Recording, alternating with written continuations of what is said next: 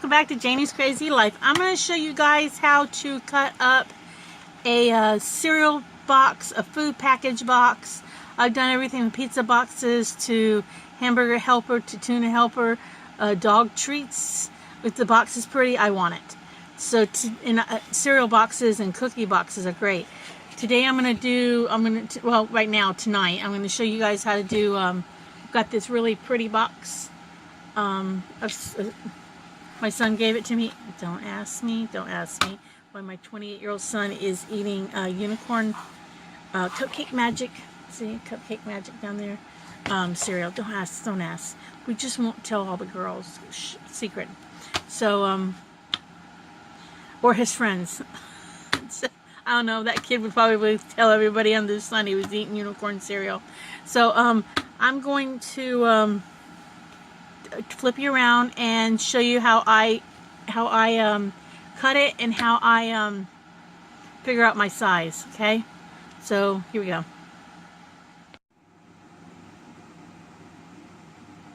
Alright, welcome back. Okay, here's the cereal box. Okay, any food packaging box will work. I actually measure. I take a ruler because of course the cardboard is longer than a ruler, but I will measure, like I'll start at one end. These are going to be 1 inch wide at the fat end and practically nothing at the skinny end. But I start at one corner and I go an inch. Then I go to the other side, and at this end it was 1 inch, and then the last section was a ½ inch. So I do it the opposite. So I start at the opposite corner from where I started on this side. So I started on this side down here. So I go diagonally across and go start there. Excuse the mess on my hand. I was making my own rubber stamp for something. But I go an inch across. So then I pull out my I don't know what you would call these things.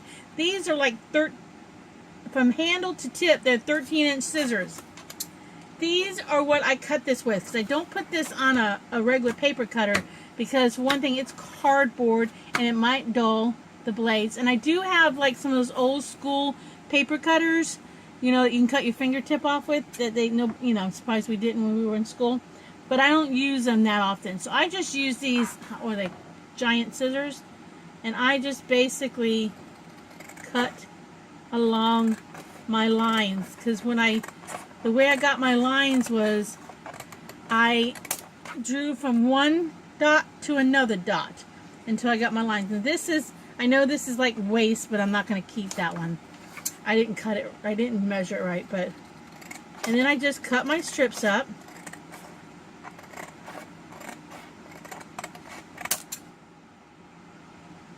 I just keep cutting them up.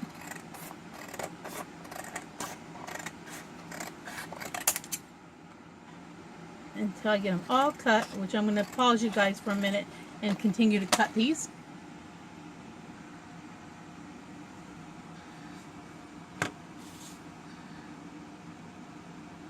Alright, welcome back. Alright, I got them cut.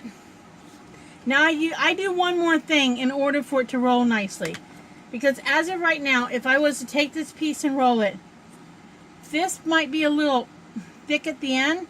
So what I do when I do food packaging or cereal box or pizza box, I take a paint scraper or a scraper with a razor blade on it, and the very last end of this, I remove carefully. I remove that inner, so that this is like that inner layer of cardboard, because now this is thinner. It's more like cardstock instead of cardboard. It's thinner. It's still paper, but it's thinner. But basically, I used to do it by, let's see where the other thing is at.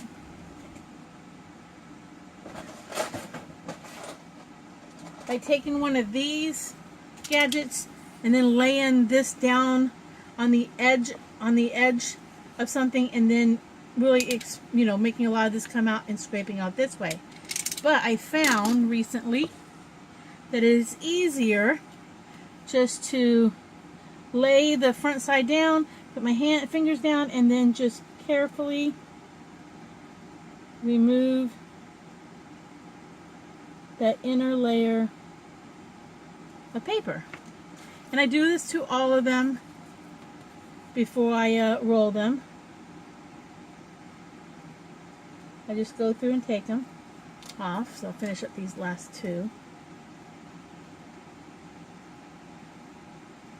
And I mean, it's really easy. Once you, I mean, yeah, the first time or two, if you're not used to it, comfortable, you might just take off an inch worth of your paper at the end. But it's not a big deal if you do that. Occasionally, I lose the tip of a piece of paper from doing this. I just continue to do it and then just roll it anyways. All right, that's done. It's been through a lot. So let me throw this away. And now I take my glue, pull my styrofoam with, I collect all styrofoam. Somebody packages something at the store, I walk over and get it. If it's nice, it's nice styrofoam. I mean, I've been known as Walmart unpacks something to walk over and ask them for their styrofoam. Now, you can leave it like this, or you can kind of pre-bend it, depending on what you want to do. Sometimes I pre-bend it, but I have accidentally, because of putting my thumb on top of it when I pre-bend it, I have accidentally given myself a paper cut all the way across my thumb from left to right, and that's not comfortable. So then you just put it in your bead roller, and you do have to work this a little bit more. And this is going to make a nice chunky bead when it's done, but I can see it on a nice necklace. Oh, gotta take my lid off my glue. Set my lid aside. And then I just put glue up the end of the thing. I sometimes go a little more than an inch. And sometimes you do have to you have to sit there and hold it for a minute, because it'll unroll on you. You just have to sit there and hold it. So I look for the end and I just hold it for a minute. But see, that's going to be a really pretty bead. Once that is like put in my glazes, it's going to be pretty. You could you could embellish this bead. Now, I don't do a lot of decorating to my beads. I'm going to start getting more of that, because I just thoroughly enjoyed rolling them more than anything. But I might actually, when this is done, I might actually see what it's like to put gold enamel paint on this, or something, like drizzle it or something, so there's a little bit of a 3D effect. Oh, I don't know, but that makes a nice chunky bead.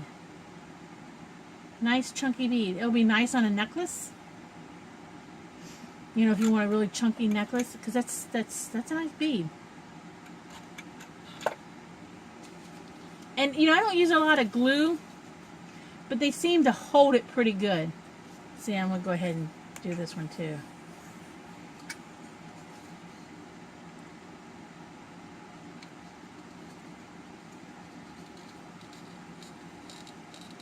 I like making these unique beads like this. And I like really colorful ones. I wear one that I actually made flat beads, like cut out circles and glued several circles together, like 5 circles together, but it was decorative on both sides. And I made it out of tissue boxes. When my mother-in-law was alive, she used tissue boxes all the time. She had shingles on her nose, and that woman had tissue boxes everywhere, and she would save them for me because they were pretty, and I would punch them up into holes. And I found that shoebox full of holes the other day, circles. So I would take any kind of scrap cardboard I could find and cut circles, and then when you put the two front and back together, you do two or three circles in the middle, but you cut them so you can run your cord through them. It's like cutting one in half like a sandwich. I have to show you all that sometime. But these are going to be nice beads. I can't wait to kind of use them. I really like making chunky beads. I'll get, what, 2, 4, 6, 8, right, that's 2, 4, 6, 8, 12. I get 16 beads out of that. So to me, that's good. 16 beads, and they're very colorful. I can see this. I might fix these two right here. I might clean up the edge a little bit and roll these up, because these would make great earring balls to go with this. So I might actually still use these 2 scrap pieces, just cut up my edges a little bit, clean them up, and to make these a little bit smaller, and these would make great for earrings to go with these for necklaces. They'd be great. So if you like what you see, like and subscribe.